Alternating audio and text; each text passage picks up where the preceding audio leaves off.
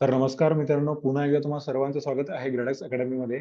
आजच्या व्हिडिओमध्ये आपण पाहणार आहोत डिस्ट्रक्चरिंग. डिस्ट्रक्चरिंग मधला एक पार्ट स्प्रेड ऑपरेटर्स. ठीक आहे. तर आपण आलोय सगळ्यात पहिले आपल्या व्हीएस कोडवर. व्हीएस कोडवर आल्यानंतर आपण आपला सेटअप करून घेऊ.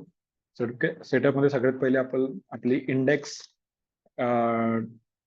.html ही फाईल बनवू. त्यानंतर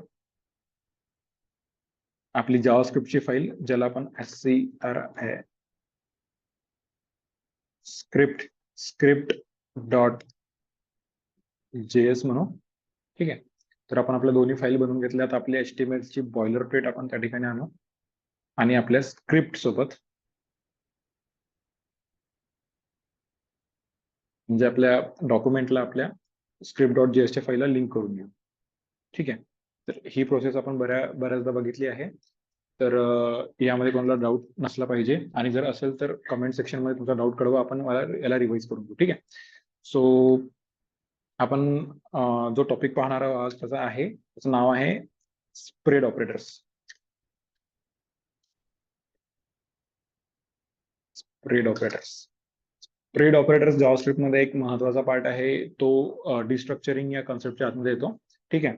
तर स्प्रेड ऑपरेटर्स काय असते, तर याची एक डेफिनेशन आहे. Spread operators allows us to quickly copy all the part of an existing array to an another array. म्हणजे स्प्रेड ऑपरेटरच्या हेल्पने काय करतो आपण? स्प्रेड ऑपरेटर म्हणजे काय? स्प्रेड ऑपरेटर 1 2 3 हे 3 डॉट म्हणजे स्प्रेड ऑपरेटर्स. ठीक आहे. तर या 3 डॉट्स म्हणजे स्प्रेड ऑपरेटरच्या हेल्पने आपण एखादा ॲरेचा पार्ट कॉपी करून दुसऱ्या ॲरेमध्ये पेस्ट करू शकतो, किंवा एखाद्या ऑब्जेक्टचा काही पार्ट कॉपी करून आपण दुसऱ्या ऑब्जेक्टमध्ये पेस्ट करू शकतो. ठीक आहे. तर डायरेक्ट लाईव्ह एक्झाम्पल मधून आपण समजून घेऊ स्प्रेड ऑपरेटर काय आहे. ओके. मी एक नॉर्मल ॲरे घेतो. सगळ्यात पहिले late ARR1 is equal to 1, 2, 3, 4, 5, 6. ठीक आहे. तर हे 6 व्हॅल्यू मी पहिल्या ॲरे मध्ये घेतली. तर सेव्ह करतो. एक सेकंड ॲरे घेऊ.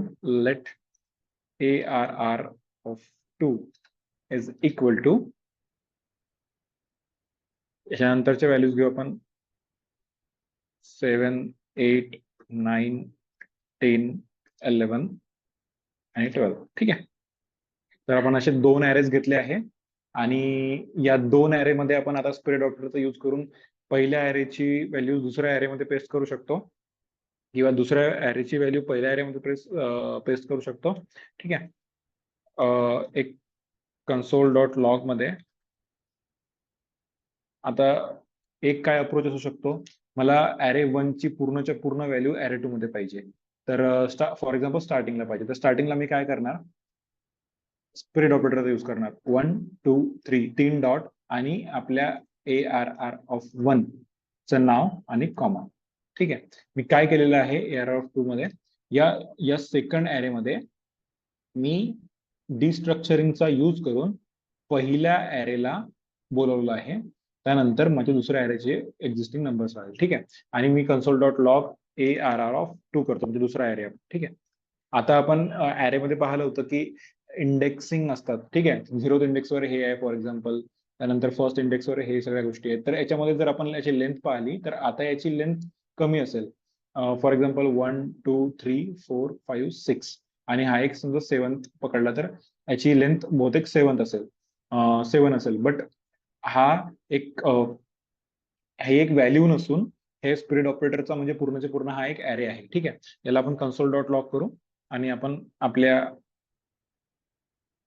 लाईव्ह सर्व्हर मध्ये आपण याला ओपन करू. ठीक आहे. तर तुम्ही पाहू शकता की आपला पूर्णच्या पूर्ण ॲरे प्रिंट झाला, पण आपण ARR ऑफ 2 प्रिंट केलाय. ठीक आहे. तर ARR ऑफ 2 आपला 7 पासून स्टार्ट व्हायला पाहिजे, पण आपण त्याच्या अगोदर आपला जो ARR1 आहे त्याला आपण त्या ठिकाणी स्प्रेड ऑपरेटरच्या मदतीने आपण तिथे कॉपी करून पेस्ट केलं.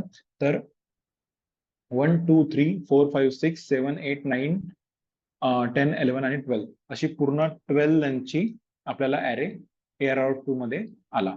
ठीक आहे. तर याच प्रकारे जसं आता आपण स्टार्टिंगला पेस्ट केलं, स्टार्टिंगला आपण हा ॲरे केला, तसं आपण याला कुठेही मदत पण करू शकतो. फॉर एक्झाम्पल मला 9च्या नंतर घ्यायचा आहे, तर याला मी इथे पेस्ट करून घेतो, सेव्ह करतो.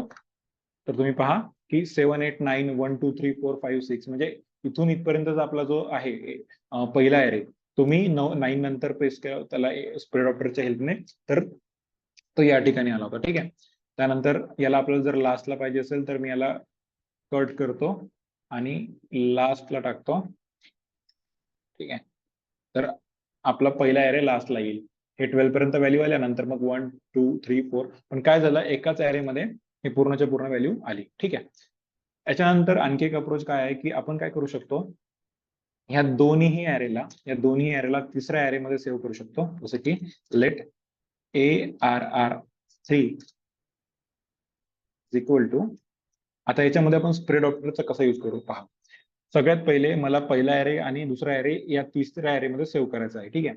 तर मी पहिल्या एरेला या ठिकाणी लिहितो स्प्रेड ऑपरेटरच्या हेल्पनी 1 2 3 ARR of 1 comma 3 dots 1 2 3 ARR of 2.